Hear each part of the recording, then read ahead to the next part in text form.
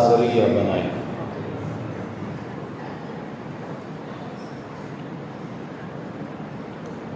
حضرات،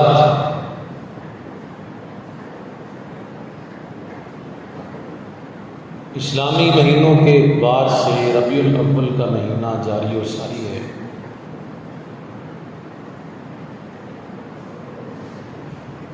یہ وہ مہینہ ہے جس مہینے میں میرے اور آپ کے پیر و مرشد جناب محمد رسول اللہ صلی اللہ علیہ وآلہ وسلم دنیا میں تشریف لائے۔ آپ کی ولادت باسعادت ربیع الاول کے مہینے میں ہوئی،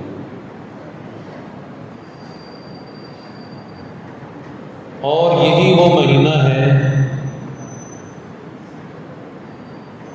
جس میں پیارے پیغمبر صلی اللہ علیہ وسلم دنیا سے رخصت ہوئے۔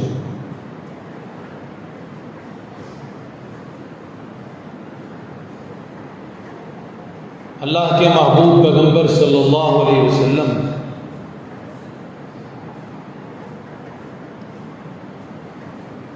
آپ کی تاریخ ولادت کے حوالے سے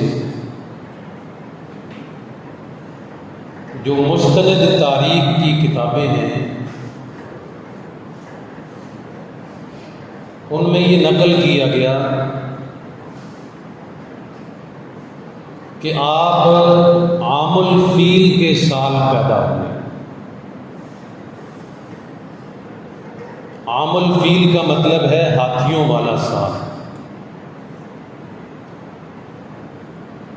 یعنی جس سال یمن کا بادشاہ ابرہہ ہاتھیوں کا لشکر لے کر بیت اللہ کو گرانے کے لیے آیا تھا، اور اس کا یہ سارا منصوبہ اللہ تعالیٰ نے فیل کیا، اور بلکہ اسے نشان عبرت بنایا۔ اللہ رب العالمین نے اپنی چھوٹی سی مخلوق جسے ابابیل کہتے ہیں اس کو بھیج کر بیت اللہ کی حفاظت فرمائی، اور وہ ان کے اوپر سے چھوٹی چھوٹی کنکریاں گراتے ہیں، اپنے منہ کے اندر لے کر آتے ہیں، پھر ان کے اوپر گراتے ہیں۔ اللہ تعالیٰ کی قدرت سے وہ کینکری نہیں بلکہ بم بن کر ایک ایک کے اوپر گرتی رہی۔ اس طرح اللہ تعالیٰ نے اس پورے لشکر کو عبرت بنایا۔ تو اسے کہتے ہیں عام الفیل، ہاتھیوں والا سال۔ اسی مناسبت سے سورۃ الفیل بھی قرآن حکیم میں موجود ہے، اس میں ان لوگوں کا ذکر موجود ہے، اللہ تعالیٰ نے ان کا تذکرہ کیا۔ مورخین نے لکھا ہے کہ عام الفیل کے ٹھیک 50 دن بعد اللہ کے پیارے پیغمبر صلی اللہ علیہ وسلم کی ولادت باسعادت کا واقعہ پیش آیا، اور مختلف مستند جو تاریخ کی کتابیں ہیں ان میں آپ کی ولادت کی تاریخ کا جو تعین کیا گیا ہے، جن میں نامور مورخین، جن میں ایک نام علامہ صفی الرحمن مبارک پوری رحمہ اللہ کا بھی ہے، انہوں نے سیرت کے موضوع پر کتاب لکھی الرحیق المختوم، اور اس کتاب کے اندر علامہ صاحب نے اللہ کے نبی صلی اللہ علیہ وسلم کی ولادت کی تاریخ 9 ربیع الاول نقل فرمائی، اور بھی بہت ساری سیرت کی کتابوں میں 9 ربیع الاول ذکر کی گئی۔ بریلوی مکتبہ فکر کے ایک بہت بڑے عالم دین، جن کے نام پر یہ پورے کا پورا مکتبہ ہے، ان کا یہ طریقہ ہے، مولانا احمد رضا خان بریلوی، انہوں نے اپنی کتاب میں لکھا کہ اللہ کے نبی صلی اللہ علیہ وسلم کی ولادت کی تاریخ 8 ربیع الاول ہے، اور وفات انہوں نے 12 ربیع الاول اپنی کتاب میں باقاعدہ درج فرمائی۔ یہاں میں کوئی کسی کو ہٹ کرنے کے لیے نہیں، صرف حوالے کے طور پر یہ بات ذکر کر رہا ہوں۔ آپ کا نام محمد ہے صلی اللہ علیہ وسلم۔ ویسے عمومی طور پر کتابوں میں اللہ کے نبی صلی اللہ علیہ وسلم کے اور بھی نام مذکور ہیں۔ احمد آپ کا نام ہے، حاشر آپ کا نام ہے، ماہی آپ کا نام ہے، اسی طرح مزمل آپ کا نام ہے۔ تو اللہ کے نبی صلی اللہ علیہ وسلم کے نام اور بھی مذکور ہیں، لیکن یہ نام اللہ کے نبی صلی اللہ علیہ وسلم کا جو رکھا گیا، آپ کے دادا عبد المطلب نے رکھا۔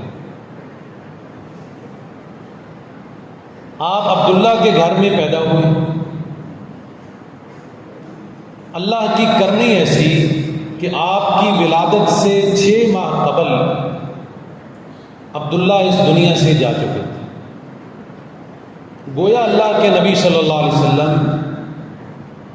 بچپن سے یتیم پیدا ہوا۔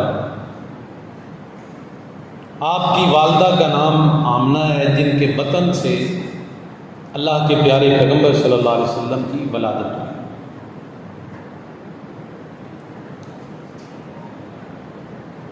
عرب کا یہ رواج تھا کہ جب بچہ پیدا ہوتا اسے باہر دیہاتی علاقے میں پرورش کے لیے بھیجا جاتا تھا۔ شہری ماحول ذرا بچوں کو موافق بھی نہیں آتا تھا، اور ویسے بھی دیہاتوں میں جو بولی جاتی وہ خاص عربی تھی، اور شہر میں اس نوعیت کی عربی نہیں بولی جاتی تھی۔ زبانی اعتبار سے بھی دیہاتی علاقے زیادہ بہتر تھے۔ دائیاں مکے میں آئیں بچے اٹھانے کے لیے، کسی نے کسی گھر سے بچہ اٹھایا، کسی نے کسی گھر سے بچہ لیا۔ جیسے ہی ماں آمنہ کے گھر کے دروازے پر آتی، پتہ چلتا کہ بچہ یتیم ہے تو چھوڑ کر چلی جاتی کہ یہاں سے ہمیں کیا ملا۔ معاوضہ لیتی تھی، ان کو دودھ پلائے گا، ان کی پرورش کرنے کا، ان کو پالنے سنبھالنے کا۔ آتی جب یہ پتہ چلتا کہ بچہ یتیم ہے تو واپس چلی جاتی۔ ایک دائی جس کا نام حلیمہ ہے، حلیمہ سعدیہ کے نام سے مشہور ہے،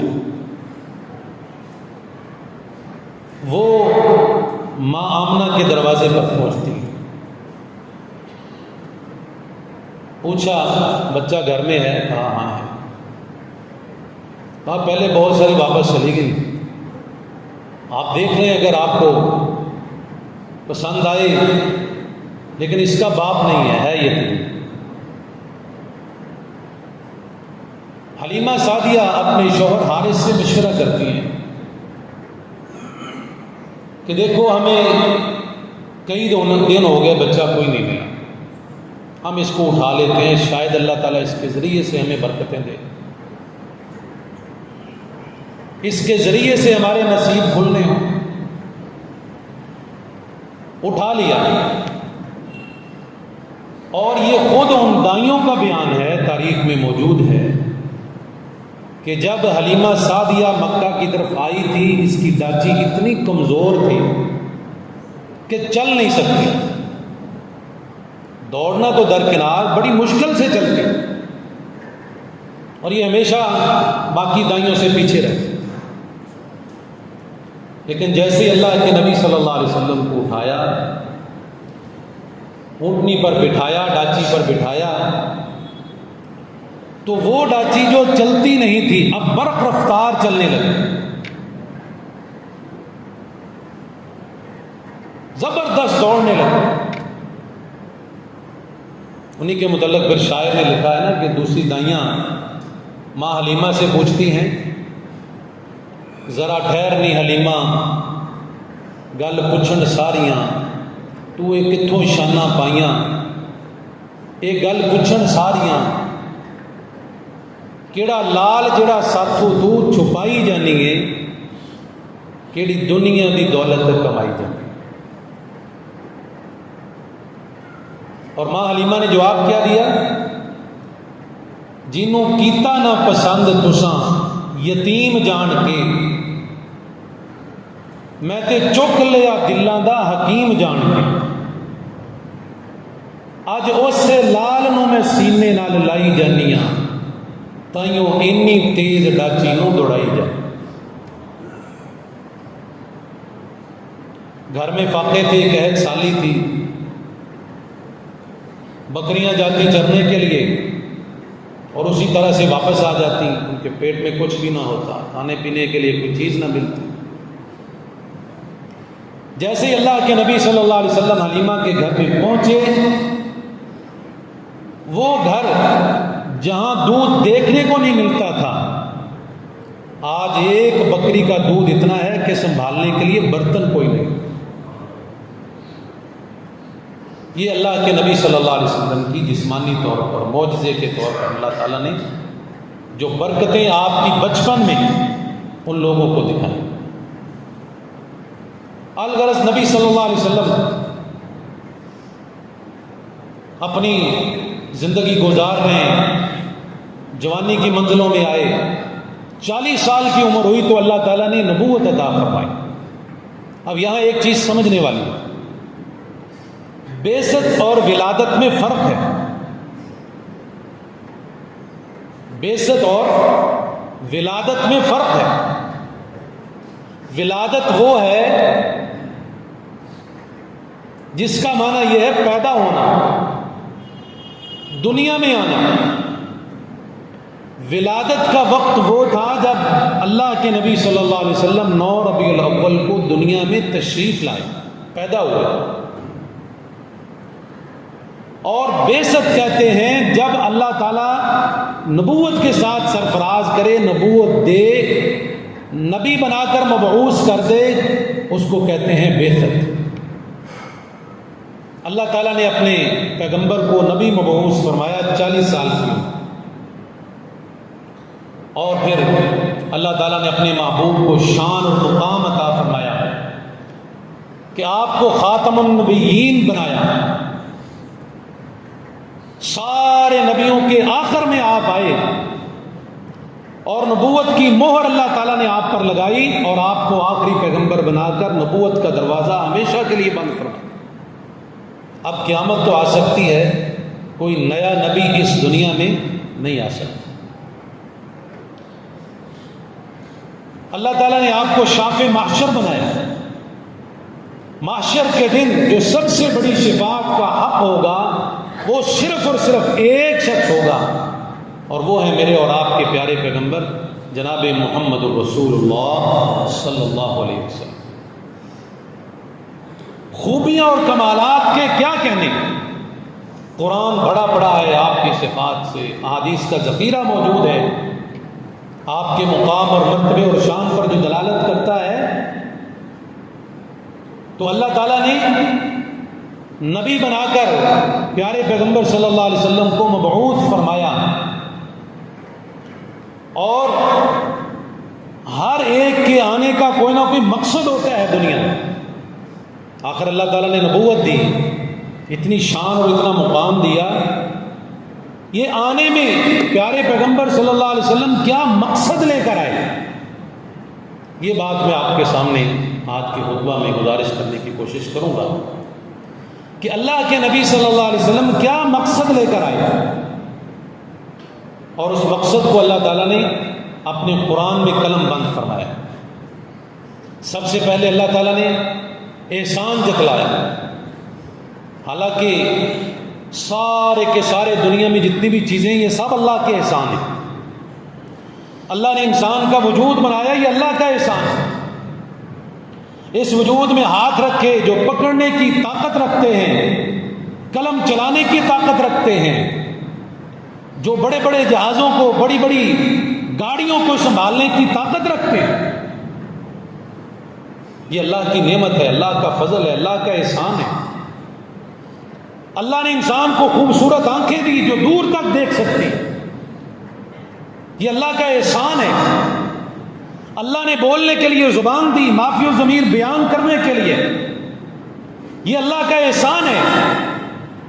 اور اللہ نے سننے کے لیے کان دیے، یہ اللہ کا احسان عظیم ہے. سوچنے کے لیے دماغ دیا، یہ اللہ کا احسان ہے. چلنے کے لیے پاؤں دیے، یہ اللہ کا احسان ہے. رہنے کے لیے گھر دیا، اللہ کا احسان ہے. اللہ نے پانی پینے کے لیے دیا، اللہ کا احسان ہے. کھانے کے لیے طرح طرح کی چیزیں بنائی، اللہ کا احسان ہے. اللہ نے اولاد جیسی نعمت سے نوازا، اللہ کا احسان ہے. اگر احسان گننے بیٹھ جائیں تو جس طرح اللہ نے فرمایا ان تعدوا نعمت اللہ لا تحصوها، اگر میرے احسان، میرے انعام تم گننا چاہو تو پوری زندگی میرے احسان گن نہیں پاؤ. زندگی ختم ہو سکتی ہے، میرے احسان تم صرف گن بھی نہیں سکتے، اس کا شکریہ تو دور کی بات. یہ سارے اللہ کے احسان ہے. لیکن یاد رکھیں پورے قرآن میں اللہ نے کہیں بھی کسی نعمت پر احسان نہیں جتلایا کہ میں نے تمہیں آنکھیں دی یہ میرا احسان ہے، نہیں فرمایا. میں نے تمہیں دماغ دیا میرا احسان ہے، نہیں فرمایا. میں نے تمہیں کان دیے میرا احسان ہے، نہیں فرمایا. میں نے تمہیں ہاتھ دیے میرا احسان ہے، نہیں فرمایا. میں نے تمہیں پاؤں دیے میرا احسان ہے، نہیں فرمایا. میں نے تمہیں روزی رزق دی میرا احسان ہے، نہیں فرمایا. میں نے پینے کے لیے طرح طرح کے مشروبات دیے، احسان ہے، نہیں فرمایا. لیکن جب پیارے پیغمبر صلی اللہ علیہ وسلم کی باری آئی تو اللہ تعالیٰ نے بڑے خوبصورت انداز میں فرمایا لقد من اللہ علی المؤمنین، لقد من اللہ علی المؤمنین اذ بعث فیہم رسولا من انفسہم یتلو علیہم آیاتہ ویزکیہم ویعلمہم الکتاب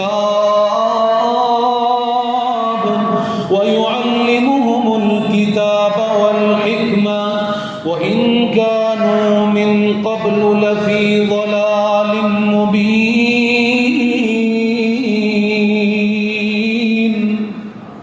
اللہ نے بڑے خوبصورت انداز میں فرمایا لقد من اللہ علی المؤمنین، تحقیق ہم نے مومنوں کے اوپر بہت بڑا احسان کیا. اللہ کیا احسان فرمایا؟ دنیا میں ساری کی ساری چیزیں تو تیرے احسان ہیں، تو کس احسان کو بیان کرنا چاہتا ہے؟ احسان کا نام لے کے کس بڑی نعمت کا ذکر کرنا چاہتا ہے؟ اللہ کون سی چیز کو مقام اور مرتبہ دینا چاہتا ہے؟ اللہ نے فرمایا اذ بعث فیہم رسولا، میرا احسان یہ ہے کہ میں نے دنیا میں اپنا پیارا پیغمبر جناب محمد صلی اللہ علیہ وسلم تمہارے اندر مبعوث کیا. آدم سے لے کر جناب عیسیٰ تک جتنے بھی نبی آئے، جتنے بھی پیغمبر آئے، جتنے بھی رسول آئے، جتنے بھی اللہ کے پیارے آئے، جتنے بھی اللہ کے محبوب آئے، اللہ نے کسی کے متعلق یہ جملہ ارشاد نہیں فرمایا. لیکن جب باری آئی میرے اور آپ کے پیارے پیغمبر صلی اللہ علیہ وسلم کی، اللہ نے احسان جتلایا اے مومنوں میں نے تمہارے اوپر بہت بڑا احسان کیا ہے. اللہ کیا احسان کیا ہے؟ اللہ فرماتے ہیں تمہارے اندر میں نے اپنا پیارا پیغمبر محمد الرسول اللہ صلی اللہ علیہ وسلم مبعوث کیا ہے. من انفسہم، جو تمہارے اندر سے ہی ہے، باہر سے نہیں. تمہارے جیسا انسان ہے، تمہارے جیسا بشر پیدا کیا ہے، نور نہیں پیدا کیا، نور میں سے نور نہیں پیدا کیا. اللہ نے کوئی اور مخلوق بنا کر نہیں بھیجا. انسانوں کی ضرورت ہے تو انسانوں جیسا بنا کے بھیجا گیا. ان کے سامنے انہیں جیسے کام کرے گا، ان کو سکھلائے گا، انہیں کے ساتھ بیٹھے گا، ان کے ساتھ گفتگو کرے گا، معاملہ سکھائے گا. اگر کوئی اور مخلوق ہو ہوتی انسانوں کو سمجھانا مشکل ہو جاتا۔ اللہ فرماتے ہیں میں نے تمہیں میں سے اپنا پیارا پیغمبر جناب محمد صلی اللہ علیہ وسلم مبعوث کیا۔ اللہ کس مقصد کے لیے اپنے نبی کو بھیجا، یا اللہ کس مقصد کے لیے اپنے محبوب کو مبعوث فرمایا؟ فرمایا یتلو علیہم آیاتہ ویزکیہم، یہ تمہارے اوپر میرے قرآن کی آیات پڑھ پڑھ کے سناتا ہے۔ اس لیے مبعوث کیا کہ تمہیں قرآن پڑھ پڑھ کے سنائے، میری آیات پڑھ پڑھ کے سنائے۔ اللہ اکبر کبیرہ۔ بھیجنے والا رب العالمین میرے پیارے پیغمبر صلی اللہ علیہ وسلم صاحب قرآن، کیسا ماحول ہوگا جب صحابہ اکرام نبی صلی اللہ علیہ وسلم کے سامنے موجود ہوں گے، آپ کے دیوانے پروانے موجود ہوں گے، اللہ کے نبی قرآن کی آیات پڑھ پڑھ کے اپنے صحابہ کو سنا رہے ہوں گے۔ سبحان اللہ سبحان اللہ۔ فرمایا یتلو علیہم آیاتہ، جو پڑھتا ہے ہماری آیات کو، ویزکیہم، اور صرف پڑھتا ہی نہیں بلکہ تمہارا تزکیہ نفس بھی کرتا ہے۔ یہ نبی کے آنے کا مقصد بیان ہو رہا ہے، بعثت کا مقصد بیان ہو رہا ہے کہ ہم نے اپنے نبی کو کیوں مبعوث فرمایا؟ قرآن پڑھنے کے لیے، تمہارے اوپر قرآن کی تلاوتیں کرنے کے لیے، تمہیں قرآن سکھانے کے لیے، وَيُزَكِّيهِمْ، تمہارے دلوں کو پاکیزہ کرنے کے لیے، تمہارے نفس کو پاکیزہ کرنے کے لیے، وَيُعَلِّمُهُمُ الْكِتَابَ وَالْحِكْمَةَ، اور ہم نے اس لیے بھیجا کہ وہ تمہیں کتاب کا علم دے۔ تمہارے پاس جو علم نہیں ہے اس کے پاس علم ہے۔ فرشتہ صرف اسی کے پاس آتا ہے پیغام لے کر، جو اس کے پاس علم ہم نے بھیج دیا وہ تمہارے تک منتقل کرے، آگے پہنچائے۔ اور آج بھی قرآن حکیم کے ذریعے ہمارے پاس پیارے پیغمبر صلی اللہ علیہ وسلم کا معجزہ موجود ہے قرآن کی شکل میں۔ اللہ نے جتنے انبیاء کو معجزات دیے وہ وقتی تھے، ختم ہوتے گئے۔ آج کسی نبی کا معجزہ بھی دنیا میں موجود نہیں۔ تورات موجود ہے لیکن وہ اصل شکل میں نہیں رہنے۔ انجیل موجود ہے، اس کے احکامات، اس کے حلیے بگاڑ دیے گئے، اس میں تبدیلیاں کی گئیں، تغیر و تبدل کیے گئے، لیکن مجال ہے قرآن کی کسی ایک زبر اور زیر میں بھی کسی نے کوئی فرق ڈالا ہو۔ جیسے اللہ نے اتارا، نبی صلی اللہ علیہ وسلم نے پڑھ کے سنایا، صحابہ نے اسی طرح محفوظ کیا، اور آج وہ قرآن صحیح سالم موجود ہمارے ہاتھوں میں۔ اللہ نے فرمایا میں نے نبی کو اس لیے مبعوث کیا کہ تاکہ تمہارے اوپر قرآن پڑھے تو قرآن پڑھ پڑھ کے سنائے، اور اس قرآن کی تعلیم تمہارے تک پہنچائے۔ والحکمہ، اور صرف قرآن نہیں، نبی کی زبان بھی حدیث ہے اور حکمت ہے، اللہ نے اس کے اوپر بھی مہر لگائی۔ قرآن بھی اللہ کی طرف سے نازل شدہ اور حدیث بھی اللہ کی طرف سے نازل شدہ۔ جو قرآن کی کسی ایک آیت کا انکار کرے وہ بھی دائرہ اسلام سے خارج، اور جو پیارے پیغمبر صلی اللہ علیہ وسلم کی کسی ایک صحیح حدیث کا انکار کرے وہ بھی دائرہ اسلام سے خارج۔ جس طرح قرآن کی ہر آیت حق اور سچ ہے، اس طرح پیارے پیغمبر صلی اللہ علیہ وسلم کی ہر صحیح حدیث حق اور سچ ہے۔ فرمایا تمہارے اندر میرا پیغمبر کیا مقصد لے کر آیا ہے کہ قرآن جو ہم نے اتارا، کتاب اتاری، اس کے احکامات تم تک پہنچائے، آگے منتقل کرے۔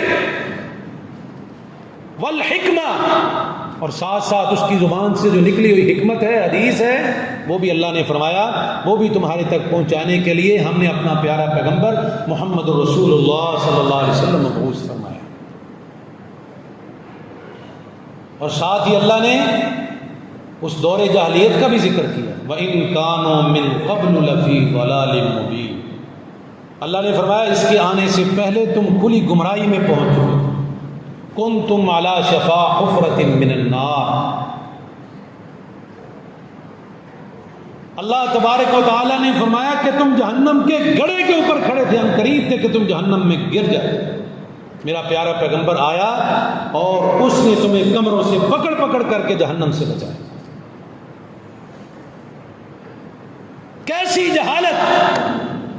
وہ معاشرہ جو جانوروں کو پانی پلانے پر لڑتا اور پورے خاندان ختم ہو جاتے. کیسی جہالت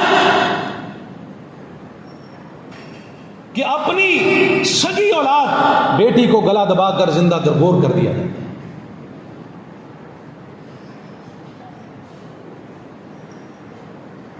شرابیں پی کر اپنی من مرضی کے کام کیے جاتے ہیں. مردوں کو نچایا جاتا، عورتوں کو نچایا جاتا. ایسے دور جاہلیت میں اللہ تعالیٰ نے اپنے نبی کو انقلابی دین دے کر کے بھیجا. اور کیسی اصلاح فرمائی؟ اللہ رب العالمین نے دوسرے مقام پر بھی اسی طرح کا انداز اختیار کیا. کما ارسلنا فیکم رسولا منکم یتلو علیکم آیاتنا ویزکیکم ویعلمکم الکتاب والحکمہ وَيُعَلِّمُكُمْ مَا لَمْ تَكُونُوا تَعْلَمُونَ. یہاں بھی اللہ نے اسی طرح کا انداز اختیار کیا. قرآن کا تیسرا مقام اللہ تعالیٰ نے آیت اسی طرح کی، تقریباً اسی طرح کی نازل فرمائی. وَالَّذِي بَعَثَ فِي الْأُمِّيِّينَ رَسُولًا مِّنْهُمْ يَتْلُو عَلَيْهِمْ آيَاتِهِ وَيُزَكِّيهِمْ وَيُعَلِّمُهُمُ الْكِتَابَ وَالْحِكْمَةَ وَإِنْ كَانُوا مِنْ قَبْلُ لَفِي ضَلَالٍ مُبِينٍ.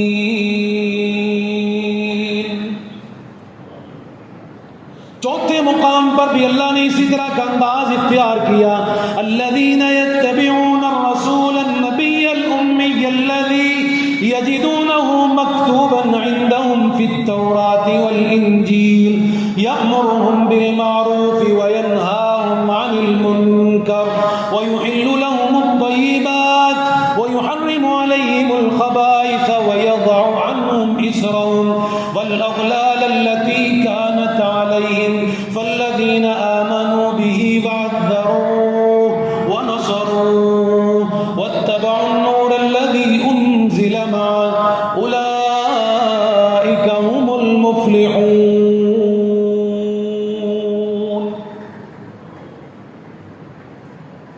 انداز اللہ نے ایک جیسا اختیار. تقریباً ساری آیات میں یہ لفظ ضرور آیا، یتلو علیہم آیاتہ.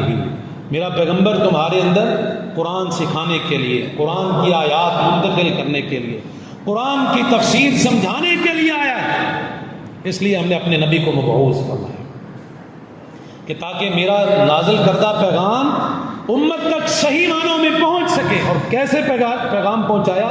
اللہ کے نبی صلی اللہ علیہ وسلم حجۃ الوداع کے موقع پر اللہ کے نبی صلی اللہ علیہ وسلم فرماتے ہیں، حل بلغتا، صحابہ کرام سے مخاطب ہوتے ہوئے، اے میرے صحابہ بتاؤ کیا میں نے تمہارے تک اللہ کے پیغامات پہنچا دیے ہیں، تاکہ کل کو میں اللہ کے بارگاہ میں حجت اور دلیل پیش کر سکوں کہ یا اللہ ان لوگوں کی گواہی میرے اس سوال کے اوپر موجود ہے. صحابہ کرام کیا فرماتے ہیں؟ ادیتا ونصحتا وبلغتا. اللہ کے نبی صرف پہنچایا نہیں بلکہ پہنچانے کا حق ادا کر دیا ہے، اور تمام نصیحتیں جو چاہیے تھیں آپ نے ساری کی ساری ہمیں کر. گویا کہ دین مکمل ہے، اس کے بعد کسی نئی چیز کی ضرورت نہیں. دین مکمل ہے، کسی نئی چیز کی ضرورت نہیں. اب دیکھیں آج ربیع الاول کا مہینہ شروع ہو چکا ہے. اپنے اپنے علاقے میں ذرا نظر دوڑائیں، کس قدر لوگ بدعات کرنے میں مصروف ہیں. اللہ تعالیٰ نے قرآن حکیم میں یہ بات بھی ارشاد فرمائی کہ تمہارا نبی کے ساتھ کیسا رویہ ہونا چاہیے. نبی کے آنے کا مقصد بیان کر دیا، اب تمہارا نبی کے ساتھ، اس دین کے ساتھ کیسا رویہ ہونا چاہیے. وَعَزَّرُوهُ وَنَصَرُوهُ. تم نے ہاتھ باندھ کر بیٹھ نہیں جانا، تم نے صرف خود عمل نہیں کرنا، بلکہ اس عمل کو جو تم نے اللہ کے نبی صلی اللہ علیہ وسلم سے سیکھا ہے آگے امت تک منتقل کرنا ہے. نبی کے اس کام میں اس کی مدد کرنی ہے، خود بھی اس کی اتباع کرنی ہے اور آگے لوگوں کو بھی اس کی اتباع کا حکم دینا ہے. صحیح سنت کی جب سمجھ آ جائے تو سنت کو دنیا تک پھیلانا ہے، آگے پہنچانا ہے، منتقل کرنا ہے. یہ بھی ہماری ذمہ داری میں شامل ہے. اور آج ہم اپنی ذمہ داری سے کوسوں دور ہیں. ہم کہتے ہیں ہمیں کسی سے کیا غرض ہے، جو مرضی کوئی کرتا ہے.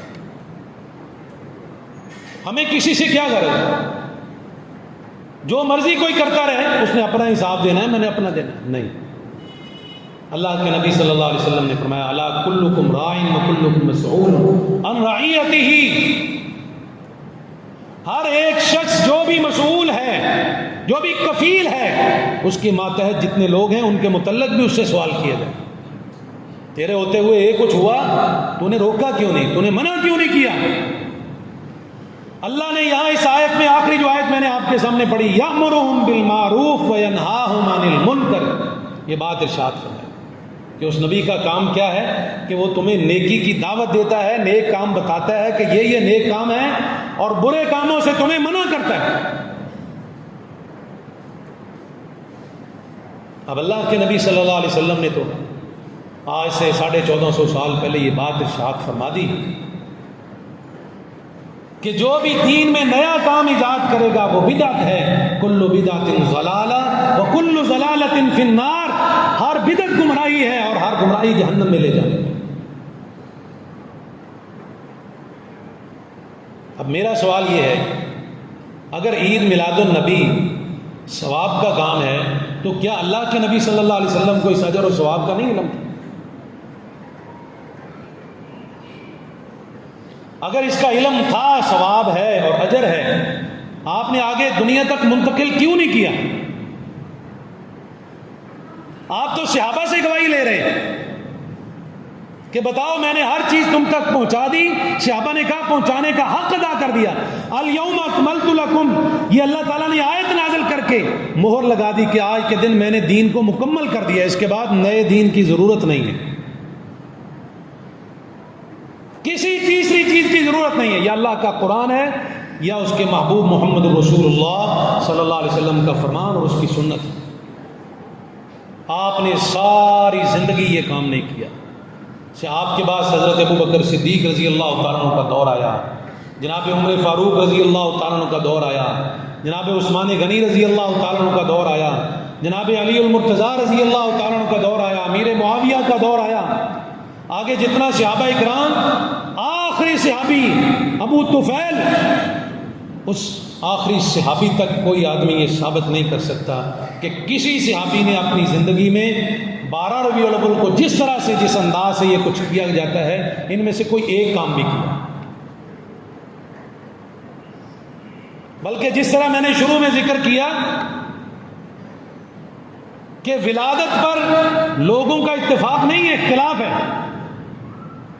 بعض نے 12 بھی لکھی، کسی نے 9 بھی لکھی، کسی نے 2 بھی لکھی، کسی نے 8 بھی لکھی. ولادت پر اختلاف موجود ہے، لیکن وفات پر کسی کا کوئی اختلاف نہیں. وفات تو کنفرم ہے کہ 12 ربیع الاول کو. اور اگر آج سے کچھ سال پیچھے جائیں تو جو بزرگ ہیں وہ جانتے ہوں گے، پہلے یہ جلوس 12 وفات کے نام سے نکلتا تھا. ابھی بھی اخبارات کے پیس لوگوں کے پاس موجود ہیں. 12 وفات کے نام سے جلوس نکلتا تھا. جب ہمارے کہنے پر، علماء کے کہنے پر ان کو پتہ چلا کہ یہ تو یار گستاخی کا کام ہے، تو انہوں نے تاریخ وہی رہنے دی، اس کا نام تبدیل کروا لیا، جشن عید میلاد النبی. اور اب بھی اگر آپ غور سے دیکھیں، جب پوچھا جائے کہ نبی صلی اللہ علیہ وسلم کی عمر کتنی ہے تو فٹ سے کہیں گے 63 سال. جب عقیدہ دیکھا جائے، پوچھا جائے کہ اللہ کے نبی صلی اللہ علیہ وسلم فوت ہو گئے، نا جی نا، اللہ کے نبی تو فوت نہیں ہوا. پھر عمر 63 سال کیوں کہتے ہو؟ یا یہ غلط یا وہ غلط، دونوں میں سے کسی ایک پر اتفاق کرو. اگر نبی صلی اللہ علیہ وسلم فوت نہیں ہوئے تو پھر عمر کا اندازہ کریں کتنی عمر ہو چکی ہے. پھر ہمیں نظر کیوں نہیں آتے؟ پھر ہم سب صحابہ کیوں نہیں ہو جاتے؟ اور اگر عمر 63 سال ہے تو پھر یہ مان لو کہ اللہ کے نبی صلی اللہ علیہ وسلم 12 ربیع الاول کو فوت ہوا. اور مکانوں کے اوپر بڑے بڑے گنبد بنائے ہوئے، گنبد خضرا روضہ رسول کی تصویریں. مجھے بتائیں یہ روضہ رسول ولادت کی علامت ہے یا وفات کی علامت؟ روضہ رسول ہے وفات کی علامت ہے، ولادت کی علامت نہیں ہے. پھر عقل اس کی مت دیکھیں کیسی ماری ہوئی ہے مشرک کہ وہ کس انداز سے شرک کرنے کے بعد کس انداز سے لوگوں سے کام کرواتا ہے. اسی ہاتھ کے ساتھ بڑے بڑے کیک بناتے ہیں. پتہ ہے پچھلے سال ہمارے ملتان میں 40 من کا کیک، ریکارڈ قائم ہے پاکستان میں، 40 من کا کیک. اور پھر اس کے اوپر گنبد خضرا بنایا گیا بہت بڑا، اور پھر اسی کو ہم نے چھری کے ساتھ کاٹا، آرے کے ساتھ کاٹا. ابھی کچھ دنوں میں پہاڑیاں بنے گی، باہر گنبد خضرا بنے گے، روضہ رسول کی تصویریں بنے گی، بیت اللہ کی تصویریں بنے گی، پھر اسی کو گرا بھی دیا جائے گا، ختم بھی کر دیں. ہم کس سے جا کر کے ڈنمارک والے گستاخی کریں، باہر دوسرے لوگ گستاخی کریں تو ہم فوراً اٹھتے ہیں، لیکن گھر میں بیٹھا جو مرضی کرتا رہے اس کو کوئی پوچھنے والے. یہاں جتنے بھی لوگ بیٹھے ہیں سب اہل حدیث نہیں ہیں، مختلف مکاتب فکر سے تعلق رکھنے والے لوگ. لیکن ایمانداری سے بتائیں، اگر آپ اس بات کو غلط سمجھتے ہیں کہ آپ میں جرت ہے کہ یہ قدم اٹھائیں کہ لوگوں کو بھی اس سے منع کریں، اپنے گھر والوں کو بھی منع کریں. نبی صلی اللہ علیہ وسلم کے آنے کا مقصد وہ یہ تھا کہ صحابہ کرام میں ایسی غیرت پیدا کی جائے، امت میں ایسی غیرت پیدا کی جائے کہ یہ یامرون بالمعروف وینہون عن المنکر، یہ کام کرنے والے بن جائیں، اللہ کے دین کی طرف لوگوں کو بلانے والے بن جائیں، اور بدعات اور خرافات سے لوگوں کو منع کرنے والے بن جائیں. لیکن آج ہمارے اندر وہ ایمانی کیفیت نہیں. اللہ کرے ہمارے اندر پیدا ہو جائے اور ہم سب کو اللہ تعالیٰ یہ توفیق دے. لیکن اصل بات یہ ہے کہ 12 ربیع الاول کنفرم میرے اور آپ کے پیارے پیغمبر صلی اللہ علیہ وسلم کی وفات کا دن ہے. اللہ کے نبی صلی اللہ علیہ وسلم اس دن اس دنیا فانی سے پوچھ کر کے اپنے اللہ کے پاس تشریف لے گئے. آپ 12 ربیع الاول کی صبح کو اتنی تکلیف میں تھے، اتنی اذیت میں تھے کہ حضرت عائشہ رضی اللہ تعالیٰ عنہ فرماتی ہیں میں نے اپنے خامد محمد رسول اللہ صلی اللہ علیہ وسلم کی موت کے اوپر جو تکلیف دیکھی، میں اس کے بعد جس کو بھی مرتا ہوا دیکھتی ہوں تکلیف بڑی کم دیکھتی ہوں. اللہ کے نبی پر بہت کڑی تکلیف ہے. آپ بار بار پانی والے برتن میں ہاتھ ڈالتے ہیں، تھوڑی دیر ہاتھ ڈالتے ہیں پانی گرم ہو جاتا ہے، اتنا سخت آپ کو بخار. حضرت عائشہ فرماتی ہیں عمومی طور پر لوگوں کو بخار چڑھتا ہے، معمولی بخار ہوتا ہے، لیکن جب اللہ کے نبی صلی اللہ علیہ وسلم کو بخار ہوا تو میں ہاتھ لگاتی، میرا ہاتھ اللہ کے نبی کے چہرے پر ٹیک نہیں سکتا تھا، اتنی گرمائش، اتنی تپش تھی. حضرت فاطمہ الزہرا رضی اللہ تعالیٰ عنہ فرماتی ہیں واہ کرب آبا، واہ کرب آبا، ہائے میرے بابا کو کتنی تکلیف، ہائے میرے بابا کتنی تکلیف میں ہیں. یہی 12 ربیع الاول کا دن ہے جس دن صبح صبح اللہ کے نبی صلی اللہ علیہ وسلم اتنی تکلیف کی حالت میں اس دنیا سے جا رہے ہیں. جس وقت تیرے جشن شروع ہوتے ہیں، جس وقت تیرے نعرے شروع ہوتے ہیں، جس وقت تیرے ناچنے والے نکل آتے ہیں، جس وقت تو بھنگڑے ڈالنا شروع کرتا ہے، جس وقت تو نعرے لگانا شروع کرتا ہے، جس وقت تیرے جلوس نکلتے ہیں، جس وقت تو واہ واہ ہا ہا کرتا ہے، اس وقت کو تو دیکھیں اللہ کے نبی صلی اللہ علیہ وسلم کے کیسے حالات تھے. آپ اپنے صحابہ اکرام کو پردہ ہٹا کر دیکھتے ہیں اور فرماتے ہیں اے میرے صحابہ الصلاۃ الصلاۃ الصلاۃ، اے میرے صحابہ نماز نماز نماز کا خیال کرنا. اللہ کے نبی صلی اللہ علیہ وسلم کوچ فرما گئے، صحابہ اکرام اپنے ہوش کھو بیٹھے، اپنے ہوش کھو بیٹھے. سیدنا عمر رضی اللہ تعالیٰ عنہ تلوار نکال لی نیام سے کھڑے ہو گئے، جو کہے گا محمد فوت ہو گئے میں اس کی گردن اتار. ہوش کھو بیٹھے، پتہ ہی نہ چلا کہ میں کیا بات کروں. حضرت ابو بکر صدیق، واہ صدیق تیرے حوصلے پہ قربان جاؤں، تیرے علم میں قربان جاؤں، اور امت کو سنبھالنے کے اندر جو تیرے اندر اللہ تعالیٰ نے حکمت رکھی اس پر قربان جاؤں، سلام ہے تیری زندگی پر. آئے مسجد میں دیکھا عمر کہہ رہے ہیں، کہا عمر خاموش ہو گئے، کیا بول رہے ہیں پتہ بھی ہو کیا کہہ رہے ہیں؟ ما کان محمد ابا احد من رجالکم ولکن رسول اللہ وخاتم النبیین افإن مات أو قتل انقلبتم. یہ آیات حضرت ابو بکر صدیق رضی اللہ تعالیٰ نے پڑھی اور ساتھ وہ آپ کا قول جو مشہور ہے وہ پڑھا اور گئے سیدھا حجرہ ام عائشہ میں. جا کر چادر ہٹائی اور اللہ کے نبی صلی اللہ علیہ وسلم کے چہرے کا بوسہ لیا اور فرمایا جس طرح آپ کی زندگی اللہ تعالیٰ نے پاک رکھی ہے اسی طرح آپ کے موت کے بعد بھی آپ کا چہرہ پاک اور صاف. وہ صحابہ کرام حضرت بلال رضی اللہ تعالیٰ عنہ مدینہ چھوڑ کر جا رہے ہیں. لوگ پکڑتے ہیں بلال ٹھہر جاؤ ٹھہر جاؤ. حضرت بلال رضی اللہ تعالیٰ عنہ کہتے ہیں جب میں پہلے اشہد ان محمد رسول اللہ کہتا تھا اللہ کے نبی کو دیکھ لیتا تھا. اب میرا نبی اس دنیا میں نہیں رہا میں کیسے اذان دوں گا, میں کس کو دیکھوں. صحابہ اکرام مسجد نبوی کے کونوں میں لگ لگ کے رو رہے ہیں. اتنی تکلیف کا دن ہے, اتنی اذیت کا دن ہے. اور جب دفنا کر نبی صلی اللہ علیہ وسلم کے حجرے سے باہر نکلے تو حضرت انس رضی اللہ تعالیٰ عنہ کو جو اماں جان نے الفاظ کہے تھے, کہا انس آج اس چہرے پر مٹی ڈال آئے ہو جس کو کبھی مٹی نہیں لگنے دیتے تھے. آج اسی چہرے کو مٹی کے اندر دفن کر آئے ہو جس کو کبھی مٹی نہیں لگنے دیتے تھے. حضرت انس رضی اللہ تعالیٰ عنہ فرماتے ہیں ماں جی انہوں نے جو سکھایا تھا کہ مرنے کے بعد یہ عمل کرنا. یہ صحابہ کرام کی حالت. حضرت فاطمہ رضی اللہ تعالیٰ عنہ جبریل سے مخاطب ہو کر کہتی ہیں جبریل آج میرے بابا دنیا سے چلے گئے, آج کے بعد تو بھی دنیا پر نہ آئی, آج کے بعد تیرا بھی آنا دنیا پر بند ہو.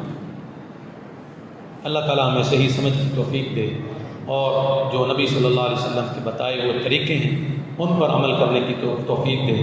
اللہ تعالیٰ سنت کے اوپر ہمیں زندہ رکھے, سنت کے اوپر ہمیں موت نصیب فرمائے. اللہ تعالیٰ بدعت سے ہمیں محفوظ رکھے اور اللہ تعالیٰ قیامت والے دن ہمارا بدعتوں سے انجام کے لحاظ سے ہمیں محفوظ رکھے اور اہل سنت کے ساتھ اللہ تعالیٰ ہمیں اکٹھا کرے. سبحان ربک رب العزت عما یصفون.